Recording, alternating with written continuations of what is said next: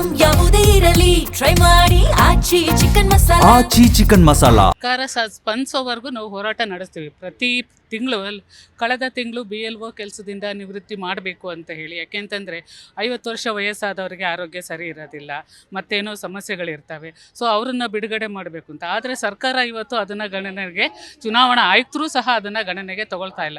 ಮತ್ತು ಈ ಸರ್ಕಾರ, ನಮ್ಮ ಹೋರಾಟ ನಿರಂತರ ಇರ್ತದೆ. ಪ್ರತಿ ಸರ್ತಿ ಅಂಗನವಾಡಿ ಏನೇ ಕೆಲಸಗಳು ಬಂದ್ರೂ ಅಂಗನವಾಡಿ ನೌಕರರಿಗೆ ವಹಿಸುವಂಥ ಈ ಸರ್ಕಾರ ಅವರನ್ನು ಸರ್ಕಾರಿ ನೌಕರರು ಅಂತಲೂ ಪರಿಗಣಿಸ್ಲಿಕ್ಕೆ ಆಗದೇ ಇಲ್ಲ ಅಂತ ಹೇಳ್ತಾರೆ.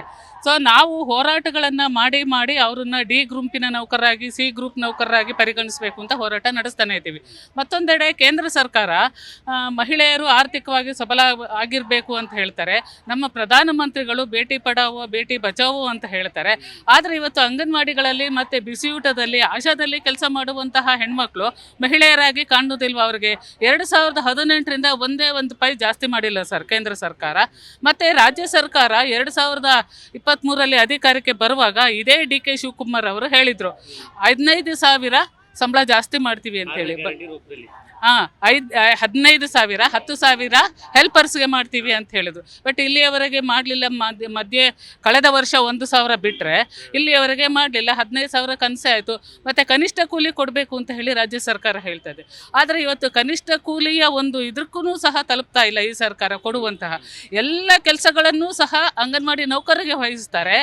ಆದರೆ ಅವರು ಅಂಗನವಾಡಿ ಕೆಲಸ ಮಾಡೋದು ಯಾವಾಗ? 1975ನೇ ಇಸ್ವಿಯಲ್ಲಿ ಪ್ರಾರಂಭ ಆಗಿದ್ದಂತಹ ICDS ಯೋಜನೆ ಮಹಿಳೆಯರಿಗೆ, ಅಪೌಷ್ಟಿಕತೆ ಇರುವಂತಹ ಮಹಿಳೆಯರಿಗೆ, ಗರ್ಭಿಣಿಯರಿಗೆ, ಬಾಣಂತಿಯರಿಗೆ ಆಹಾರ ಕೊಡಬೇಕು ಅಂತ ಹೇಳಿ, ಬಿಸಿಯಾದ ಆಹಾರವನ್ನು ಕೊಡಬೇಕು ಅಂತ ಹೇಳುವಂಥ ಈ ಸರ್ಕಾರ ಇವತ್ತು ಅವ್ರಿಗೆ ಕೊಡ್ತಾ ಇರ್ತಕ್ಕಂಥ ಅನುದಾನನೇ ಕಡಿತ ಮಾಡ್ತಾ ಇದ್ರೆ ನಾವು ಹೆಂಗೆ ಮಕ್ಕಳಿಗೆ ಸರಿಯಾದಂಥ ಪೌಷ್ಟಿಕ ಆಹಾರ ಕೊಡ್ಲಿಕ್ಕೆ ಸಾಧ್ಯ ಆಗ್ತದೆ? 75ನೇ ಇಸ್ವಿಯಿಂದ ಕೆಲಸ ಮಾಡ್ಕೊಂಡು ಬಂದಿರತಕ್ಕಂಥವ್ರು ನಾವು ಕಳೆದ 2023ರಲ್ಲಿ ಇದೇ ಫ್ರೀಡಮ್ ಪಾರ್ಕಲ್ಲಿ 13 ದಿವಸ ಹೋರಾಟ ನಡೆಸಿದ್ವಿ. ಆಗ ಇದ್ದಂತಹ ಮಂತ್ರಿಗಳು ಆಚಾರ್ಯವರು ಏನು ಹೇಳಿದರು? 2023 ಏಪ್ರಿಲಿಂದ ಯಾರು ರಿಟೈರ್ಡ್ ಆಗ್ತಾರೋ ಅವ್ರಿಗೆ ಅಂತ ಹೇಳಿದರು. ಆದರೆ 2011ರಿಂದ ರಿಟೈರ್ಡ್ ಆಗಿದ್ದಾರೆ. ಸುಮಾರು 3,000 ನೌಕರರು ರಿಟೈರ್ಡ್ ಆಗಿದ್ದಾರೆ. 75ನೇ ಇಸ್ವಿಯಿಂದ ಕೆಲಸ ಮಾಡಿರ್ತಕ್ಕಂಥವ್ರು. ಅವ್ರು ಏನೂ ಇಲ್ಲದೆ ಬರಿಗೈಲಿ ಮನೆಗೆ ಹೋಗಬೇಕಾ? ಸರ್ಕಾರ ಹೇಳಿದೆ FD ಡಿಪಾರ್ಟ್ಮೆಂಟ್ಗೆ 185 ಕೋಟಿ ಕೊಡಬೇಕು ಅಂತ ಹೇಳಿ. ಆದರೆ ಅವ್ರು ಹೇಳ್ತಾರೆ ಹಣದ ಅಭಾವ ಇದೆ ಅಂತ. ಹಂತವಾಗಿ ಕೊಡಿ ಅಂತ ಹೇಳ್ತಾ ಇದ್ದೀವಿ. ಸೊ ಹಾಗಾಗಿ ಇವತ್ತಿನ ಈ ಹೋರಾಟ ಇಡೀ ರಾಜ್ಯದಲ್ಲಿ ಎಲ್ಲ ಜಿಲ್ಲೆಗಳಲ್ಲೂ ನಡೀತಾ ಇದೆ ಸರ್. ಬೆಂಗಳೂರು ನಗರ ಜಿಲ್ಲೆ ಮಾತ್ರನೇ, ಗ್ರಾಮಾಂತರ ಜಿಲ್ಲೆಯವರು ದೇವನಹಳ್ಳಿ DC ಆಫೀಸ್ ಮುಂದೆ ಮಾಡ್ತಾರೆ, ಆಯಾ ಜಿಲ್ಲಾ ಕೇಂದ್ರದಲ್ಲಿ ಮಾಡ್ತಾ ಇದ್ದಾರೆ. ಬಟ್ ನಮಗೆ DC ಆಫೀಸ್ ಮುಂದೆ ಮಾಡಲಿಕ್ಕೆ ಅವಕಾಶ ಇಲ್ಲ. ಯಾಕಂದರೆ ಕೋರ್ಟು, ಕಚೇರಿ ಮತ್ತೊಂದೆಲ್ಲ ಇದೆ. ಹಾಗಾಗಿ ನೀವು ಫ್ರೀಡಮ್ ಪಾರ್ಕಲ್ಲಿ ಮಾಡ್ಕೊಳ್ಳಿ ಅಂತ ಹೇಳ್ತಾ ಇದ್ದಾರೆ. ಹಾಗಾಗಿ ಅದರ ಭಾಗವಾಗಿ ಇವತ್ತು ಇಡೀ ದೇಶಾದ್ಯಂತ ಕರಾಳ ದಿನಾಚರಣೆ. ಆ ಕರಾಳ ದಿನಾಚರಣೆ ಭಾಗವಾಗಿ ಇಲ್ಲಿ ಕೇಂದ್ರ ಎಲ್ಲ ಅಂಗನವಾಡಿಗಳಲ್ಲಿ, ಅಂದರೆ ನಗರ ಜಿಲ್ಲೆಯಲ್ಲಿ ಕೆಲಸ ಮಾಡುವಂತಹ ಅವರಿಗೂ ಸಹ ಒತ್ತಡ ಇದೆ. BLO ಕೆಲಸ ಮಾಡಬೇಕು. ಮತ್ತು ಈಗ SIR ಕೆಲಸ, ಎಷ್ಟೋ ಜನ ಅಡ್ರೆಸ್ಗಳು ಸಿಗದೆ, ಮತ್ತೊಂದು ಸಿಗದೆ ಎಷ್ಟು ಪರದಾಡ್ತಾರೆ ಅಂದರೆ ಅವ್ರ ಮೇಲೆ ಎಲ್ಲ CDPOಗಳು ಕ್ರಮ ತಗೊಳ್ತಾರೆ. ಸೊ ಅವರ ತಪ್ಪೇನಿದೆ ಇದರಲ್ಲಿ? ಅಂಗನವಾಡಿ ನೌಕರರ ತಪ್ಪೇನಿದೆ? ಸೊ ಅವರು ಅಂಗನವಾಡಿ ಕೆಲಸಗಳನ್ನು ಮಾಡಬೇಕಾ, ಅಥವಾ SIR ಕೆಲಸ ಮಾಡಬೇಕಾ, ಅಥವಾ FSR ಕೆಲಸ ಮಾಡಬೇಕಾ? ಇದೆಲ್ಲದನ್ನು ಒತ್ತಡ ಅವ್ರ ಮೇಲೆ ಎಷ್ಟು ಬರ್ತದೆ ಅಂತಂದರೆ, ಸಂಜೆ ಮನೆಗೆ ಹೋಗೋತ್ತಿಗೆ ವರ್ಕರ್ಸ್ ಹೈರಾಣಾಗಿರ್ತಾರೆ ಸರ್.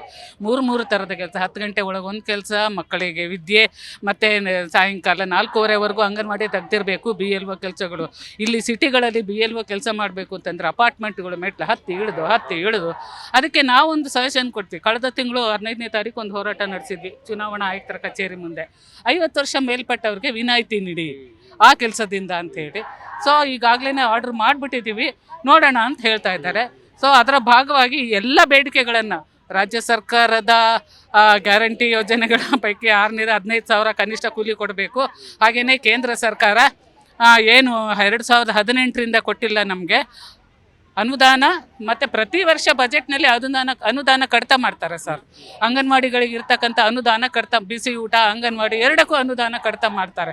ಕೇಂದ್ರ ಸರ್ಕಾರ ಬಾಯಿನಲ್ಲಿ ಹೇಳೋದೊಂದು ಮಾಡೋದೊಂದು. ಒಂದು ಕಡೆ ರೈತರು ಹೈರಾಣಾಗ್ತಾರೆ, ಒಂದು ಕಡೆ ಮಹಿಳೆಯರು, ಈ ರೀತಿಯಾದಂತಹ ಇದು ಇರುವಾಗ ಅಂಗನವಾಡಿಗಳಲ್ಲಿ ಕೆಲಸ ಮಾಡುವಂಥ ಹೆಣ್ಣುಮಕ್ಕಳು ಇವತ್ತು ಈ ಒಂದು ಕರಾಳ ದಿನಾಚರಣೆಯನ್ನು ಇದರ ಭಾಗವಾಗಿ ಇಡೀ ರಾಜ್ಯದಲ್ಲಿ, ಇಡೀ ದೇಶದಲ್ಲಿ ಮಾಡ್ತಾ ಇದ್ದೀವಿ. ಅದರ ಭಾಗವಾಗಿ ಬೆಂಗಳೂರಿನಲ್ಲಿ ನಗರ ಯೋಜನೆ ಜಿಲ್ಲೆಯಲ್ಲಿ ಪೂರ್ವ ತಾಲ್ಲೂಕು, ಉತ್ತರ ತಾಲ್ಲೂಕು ಇಲ್ಲಿ ಅಂಗನವಾಡಿ ನೌಕರರು ಬಂದು ಇವತ್ತು ಹೋರಾಡ್ತಿದ್ದಾರೆ. ಅವರಿಗೂ ಒತ್ತಡ ಇದೆ, ಕೆಲವರು ಬಂದಿಲ್ಲ, ಬಂದಿದ್ರೆ ಇದು ತುಂಬೋಗ್ತಾ ಇತ್ತು.